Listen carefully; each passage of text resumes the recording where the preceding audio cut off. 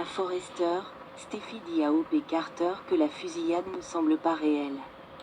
Elle admet que Luna ne la pointait pas du tout. Mais les choses ont changé à mesure qu'elle se sentait de plus en plus désespérée. Hope souligne que Luna a tiré sur Sheila par accident. Brooke entre et reconnaît que Liam est un véritable héros. Brooke se sent très mal à cause de la tumeur au cerveau de Liam. Hope dit qu'il le sait depuis un moment. Carter souligne qu'il a reçu beaucoup de soutien de Hope et Steffi. Brooke aurait aimé pouvoir apporter son soutien elle aussi. Elle se demande si les médecins peuvent faire quelque chose. Brooke n'arrive pas à croire que Luna se soit moquée de Liam.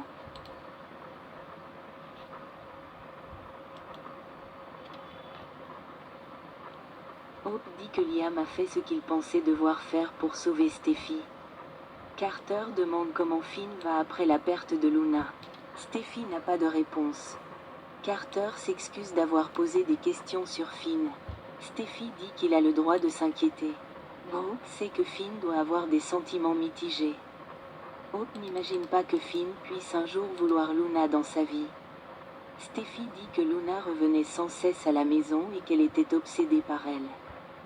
Elle était extrêmement dangereuse, et elle ne regrette pas son départ.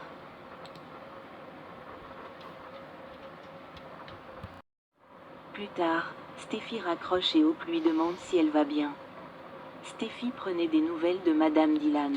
Carter demande quand Liam pourra rentrer.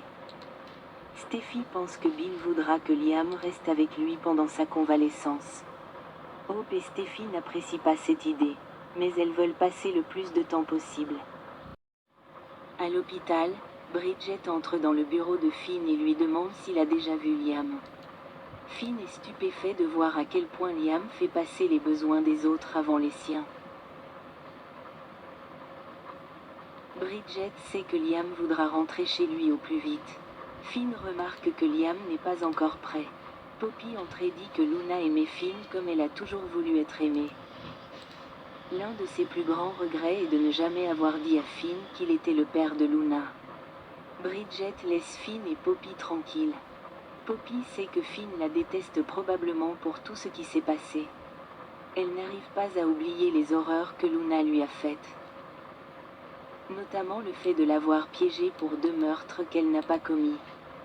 Comment pourrait-on pardonner cela? Finn reconnaît que Luna était une jeune femme, très perturbée. Poppy dit que Luna était sa chair et son sang, et qu'elle était aussi la sienne.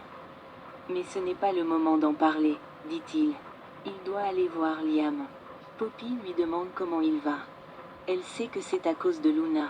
Finn dit qu'il ne peut pas le faire maintenant, et lorsqu'il est appelé pour un patient, il la laisse seule. Bridget entre dans la chambre de Liam et la trouve vide. L'infirmière entre et lui annonce que Liam a été confié aux soins de son père sur ordre de Grace.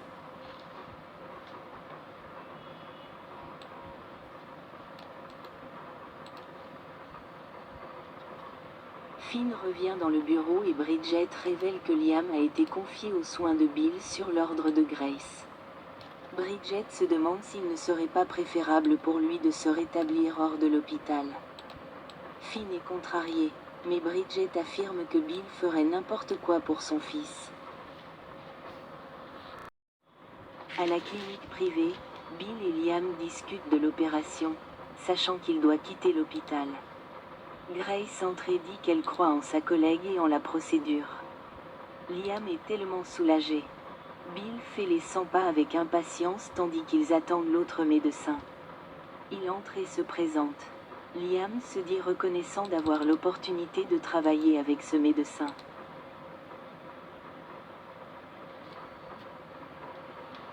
Bill dit qu'il compte sur le nouveau médecin pour sauver la vie de Liam. Grace demande à parler à Bill un moment. Elle dit qu'elle a besoin que le paiement soit effectué intégralement par virement bancaire dès que possible. Elle peut lui donner les coordonnées bancaires. Il paiera n'importe quoi. Mais il ne veut pas perdre son fils. Bill dit à Liam combien il l'aime. Liam ressent la même chose. Bill appelle son assistante pour que l'argent soit viré immédiatement. Il raccroche et attend. Vous feriez mieux de savoir ce que vous faites, docteur, se dit-il. Grace s'apprête à endormir Liam. Elle l'assure qu'il est entre de bonnes mains. Une fois sortie, Grace regarde l'autre médecin et commence l'opération. C'est elle seule qui s'en charge. C'est elle qui fait la première incision.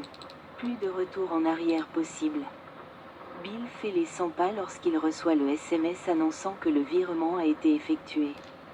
Il lève les yeux au ciel et admet que lui et le Seigneur ont une relation compliquée. Mais il supplie les autorités de laisser Liam vivre. Prenez-le plus tôt, s'il vous plaît, ne me prenez pas mon fils, dit-il. L'opération continue. On dirait toujours que c'est Grace qui fait tout le travail. Elle regarde sa collègue et ils échangent un regard avant de continuer. Plus tard, Grace sort et annonce que l'intervention est terminée et que Liam est en salle de réveil. Bill veut voir Liam immédiatement. Grace conduit Bill en salle de réveil. L'autre médecin dit que Liam s'est très bien porté, et Grace dit qu'ils ont retiré toute la tumeur, qualifiant cela de miracle médical. Bill dit qu'on leur avait dit qu'il n'y avait aucun espoir, et maintenant Grace dit qu'il y a une chance qu'il survive. C'est ce que je te dis, dit Grace. La probabilité que cela se produise est d'1 sur 1 million, dit Bill. Grace se tourne vers sa collègue sans rien dire.